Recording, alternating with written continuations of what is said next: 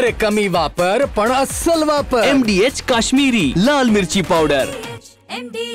विदर्भाचं नंदनवन म्हणून अमरावतीच्या चिखलदऱ्याची ओळख आहे। विदर्भाचा काश्मीर म्हणूनही अमरावतीच्या चिखलदऱ्याची ओळख आहे। दरवर्षी हजारो पर्यटक आपल्या चिखलदऱ्याला भेट देऊन जात असतात, परंतु त्याच चिखलदऱ्याच्या पायथ्याशी असलेल्या मोथा गावामध्ये मात्र नागरिकांना पाणी टंचाईचा मोठा सामना करावा लागत आहे। सध्या मी मोथा गावातल्या एका सार्वजनिक विहिरीवर आहे आणि या ठिकाणी आपण बघू शकतो सकाळपासून जे आहेत त्या महिला या ठिकाणी पाणी भरत असतात। दरवर्षी उन्हाळ्यामध्ये भीषण टंचाई ही मेळघाटमध्ये होत असते आणि अशातच मोथा गावही याला अपवाद नाही। आपण दृश्यांमध्ये बघू शकतो या ठिकाणी सकाळपासून ते सायंकाळपर्यंत महिलांचं काम या ठिकाणी पाणी भरण्याचं काम सुरू असते, कारण पाणी टंचाई आहे आणि पाण्याचे स्रोत जे आहे ते उन्हाळ्यात आटले जात असतात।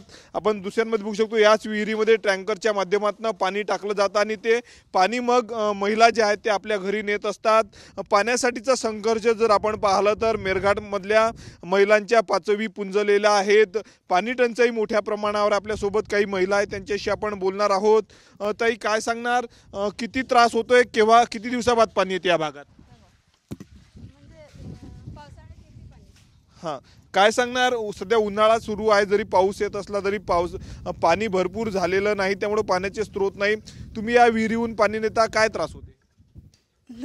दुसरे कामं राहतात, सकाळी म्हणजे पिण्याकरिता इथूनच पाणी न्यावं लागते आणि एनी टाईम न्यावं लागते। म्हणजे पाणी असो किंवा उन्हाळा असो किंवा थंडीचे दिवस असो, सगळे दिवस पाणी न्यावं लागते विहिरीवरून पिण्याकरिता। आणि दुसऱ्या साईडच्या विहिरी आहे तिथून वापरासाठी नेतो आम्ही पाणी। नळ येत नाही का तुमच्या गावात? काय सांगणार? नाही, नळ नाही येत। म्हणजे पावसाळ्यात येतात, पण ते पण पाणी वापरासाठी येतो, पिण्याकरिता नाही येत। हे पाणी पिण्याकरिताच न्यावं लागते घरी। मी पाहतो सकाळपासून या ठिकाणी महिला पाणी भरताना दिसत आहेत। मोठा दुष्काळ मेळघाटात सध्या पाण्याचा आहे। हो, पाणी इथून म्हणजे टँकर आणून टाकतात याच्यात, मग आम्हाला घरी पिण्याकरिता न्यावं लागते। किती वेळ जातो साधारणतः तुमचा दिवसात रोज हे पाणी भरण्यामध्ये? 1-2 तास जातेच, तसा 2-3 तास। नक्कीच जवळपास रोजचे दिवसातले 2 ते 3 तास या महिलांचे केवळ पाणी भरण्यामध्ये जात आहेत। मोथा गाव जर आपण पाहिलं तर खव्यासाठी प्रसिद्ध आहे, कारण चिखलदऱ्याच्या पायथ्याशी आहे। गवळी समाज या गावामध्ये राहत असतो। जनावरांसाठी देखील पिण्याच्या पाण्याची व्यवस्था संपूर्ण या महिलांना करावी लागत आहेत।